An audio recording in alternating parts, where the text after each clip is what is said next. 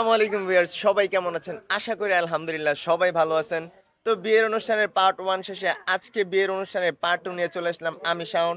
And আজকের ব্লগিংটা খুবই interesting হতে যাচ্ছে, কজ আজকে সোহানার বিয়ে।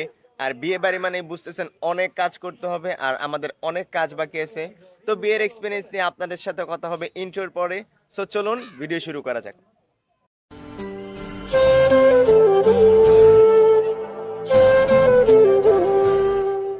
তো গাইস, বাবুর্চিরা চলে আসছে এন্ড বাবুর্চিরা তাদের কাজ শুরু করে দিছে।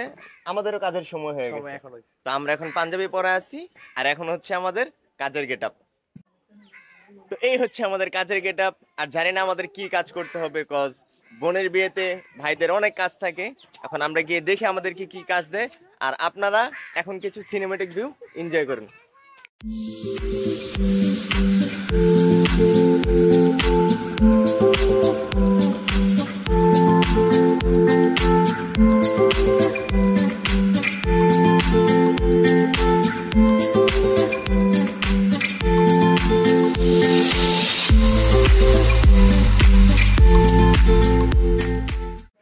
তো বিয়ের কাজে হেল্প করতে করতে প্রায় ইফতারের সময় হয়ে গেছে।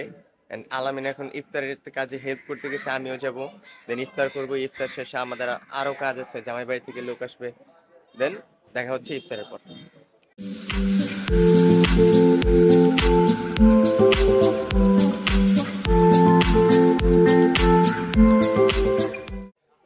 সো গাইস, আমরা ইফতার শেষ করে বের হলাম। আর সোহানা এখন গেছে পার্লারে, আর আমিও যাব বাবুর্চির ওখানে গিয়ে দেখবো কি কি রান্না হচ্ছে, আর সম্পূর্ণ বিষয়টা আপনাদের সাথে শেয়ার করবো। চলুন যাওয়া যাক।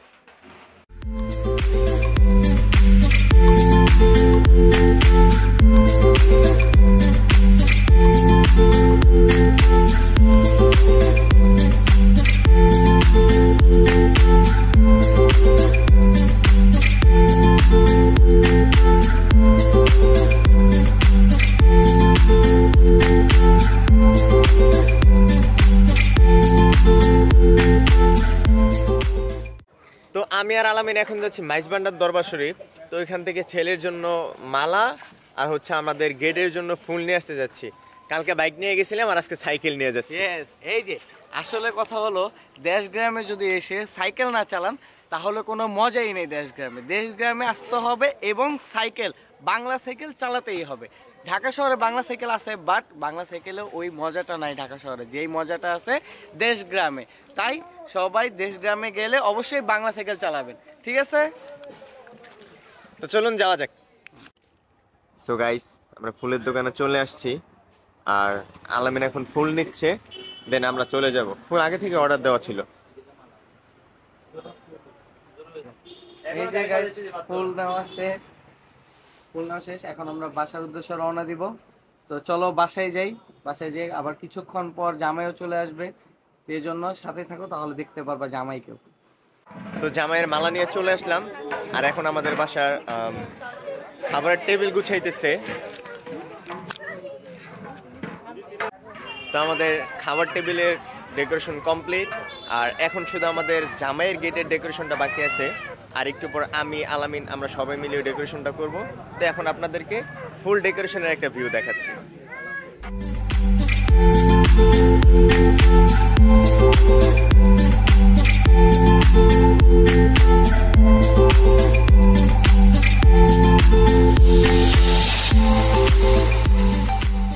তো আমাদের দুলাভাই চলে আসতেছে, প্রায় মাঝ রাস্তায় আছে। আর আমাদের গেট সাজানো শেষ।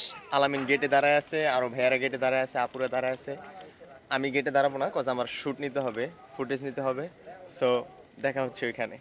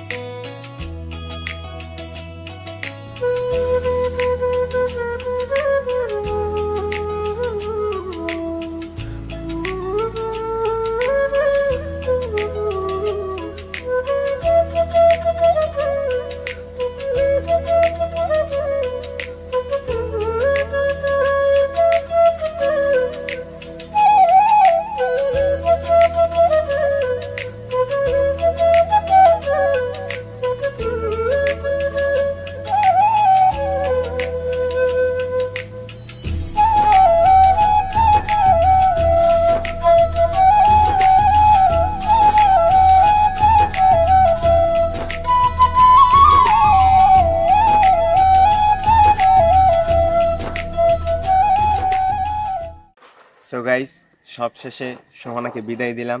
আর আমি আর আলামিনও সোহানার সাথে গিয়েছিলাম ও শ্বশুর বাড়িতে ওকে বুঝাই দিয়ে দেন আমরা এখন চলে আসছি।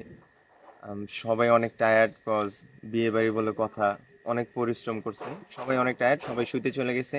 আমি আর আলামিনও শুইতে চলে যাব। বাট তার আগে আপনাদেরকে বলি, আমি ঢাকা থেকে আসার সময় আপনাদের বলছিলাম যে চট্টগ্রামের বিয়ের এক্সপিরিয়েন্স, আই মিন রোজার মাসের বিয়ের এক্সপিরিয়েন্সটা কেমন হবে সেটা আপনাদের সাথে শেয়ার করব। বিয়ের এক্সপিরিয়েন্সটা তেমন কিছুই না, ঢাকা শহরে যেরকম বিয়ে শাদী হয় চট্টগ্রামে ঠিক তাই হয়েছে। হ্যাঁ, রোজার মাস উপলক্ষে আমরা কোনো গান বাজনা করিনি। একটা বিষয় আমার কাছে খুব ভালো লাগছে চট্টগ্রামের বিয়েতে, যে গায়ে হলুদের আগ মুহূর্তে সমাজের সব লোকজন একসাথে হয়ে তারা কিছু সমালোচনা করে দেন গায়ে হলুদ স্টার্ট করছে, যেটা আমি ঢাকা শহর বা আদার্স কোনো বিয়েতে দেখিনি। এই জিনিসটা আমার কাছে খুব ভালো লাগছে, আর এটাই হচ্ছে চট্টগ্রামের বিয়ের এক্সপিরিয়েন্স। আদারওয়াইজ সব ঢাকা শহরের বিয়ের মতোই। তো আজকের ভিডিওটা এই পর্যন্তই। যদি ভিডিওটা ভালো লেগে থাকে তাহলে অবশ্যই লাইক, কমেন্ট, শেয়ার করতে ভুলবেন না। And don't forget to subscribe. দেখা হচ্ছে নতুন কোনো ভিডিওতে। ততক্ষণ পর্যন্ত সবাই ভালো থাকবেন, সুস্থ থাকবেন। খোদা হাফেজ।